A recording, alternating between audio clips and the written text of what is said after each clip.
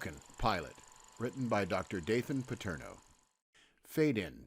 Interior bathroom, evening. Jamie DeFranco, 17, applies bold rock star makeup in front of a large mirror, her hair teased and frizzy. She moves to booming music in a loose, ripped t-shirt, corset, vinyl skirt, fishnets, and mountainous heels. She applies lipstick, checks herself out. Satisfied, she kisses herself in the mirror.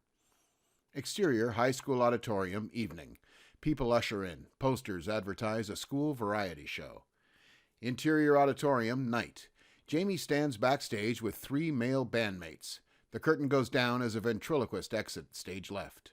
Stagehands rush a drum set and amplifiers onto the stage. The band readies their instruments. Jamie looks back at them. See you assholes on the other side.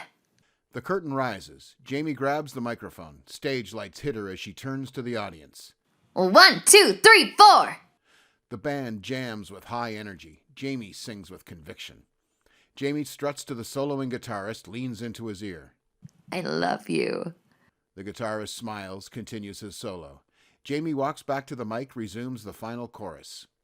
The band finishes the song. As Jamie belts out the last line, she turns to the guitarist, pulls out a handgun from her corset. She makes eye contact, shoves the gun into her mouth. Black screen. Boom! Interior, Finn O'Brien's office, day. Dr. Finn O'Brien, 42, dressed professionally, sits in a large leather chair in a smartly decorated office. His demeanor cool, unruffled.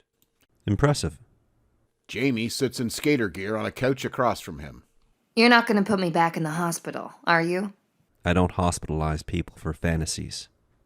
Besides, I don't get the sense that you want to kill yourself. My mom thinks I do. So does the school social worker.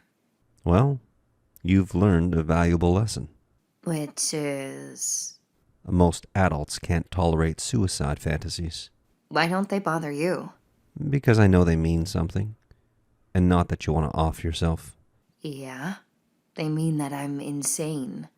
You're not insane, and you don't want to die. Well, what do they mean? I don't know yet.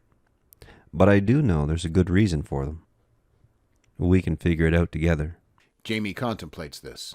I noticed earlier that you referred to your mom, but not your dad. Ex-dad. Ex-dad. He's not in your life?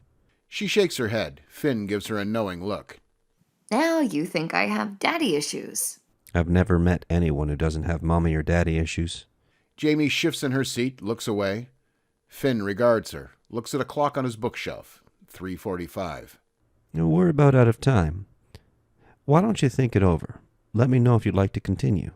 Finn grabs a business card, hands it to her. If it means anything, I'm interested. It's your choice. Finn stands, offers to shake hands. I don't need to think about it. You're the only person who hasn't treated me like I'm a nut job. Let's do this. Finn smiles. Interior waiting room, day. Finn enters a large, zen-like room with a dozen chairs connected to 3 additional office doors. Jason Doherty, 30, in business attire, slouches in his chair, melancholy. Jason? Jason nods, stands, rigid with anxiety. Finn O'Brien. Pleasure to meet you. Jason nods. Interior, O'Brien's office, day. Jason sits on the couch, his body vibrating, awkward, uncomfortable. Finn approaches with a cup of coffee. Decaf?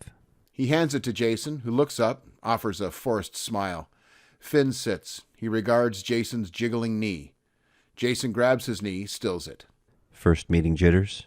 Guess I'm more nervous than I thought. That's perfectly normal. Would you like to tell me a little about yourself? Why you're here? My wife thinks I have depression. She wants me to see a psychiatrist. You know I'm not a psychiatrist, right? I'm a clinical psychologist.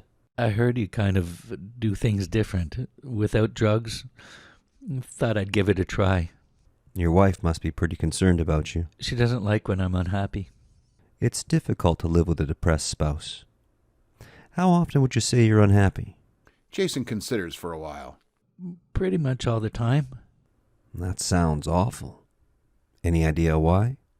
No. I have a perfect wife, kids, house, job. I don't get it. Perfect. I should be happy. Everything is fantastic, but somehow you're miserable. Jason nods. Finn looks at him, skeptical. My wife, Kim, made an appointment for me to see her psychiatrist, Dr. Meyerson. Happy to reach out to him, see if we can coordinate your treatment. You mentioned that she's going with you to the psychiatrist. Jason nods. I noticed she didn't join you here. She's picking up our son from soccer practice. Do you think I need medication? No.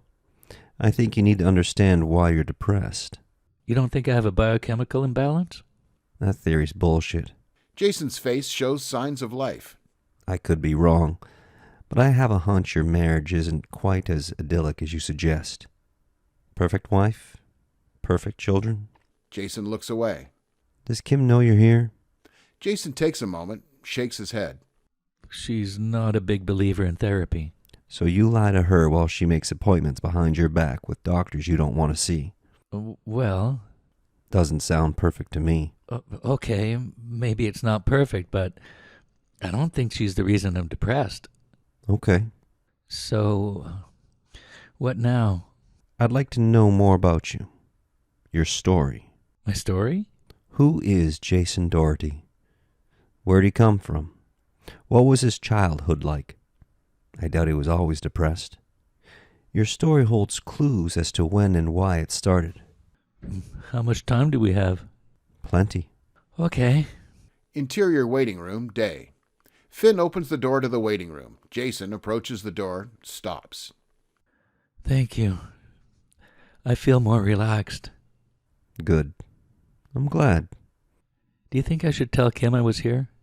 If you want an honest marriage, you might also consider insisting on making your own decisions about your treatment.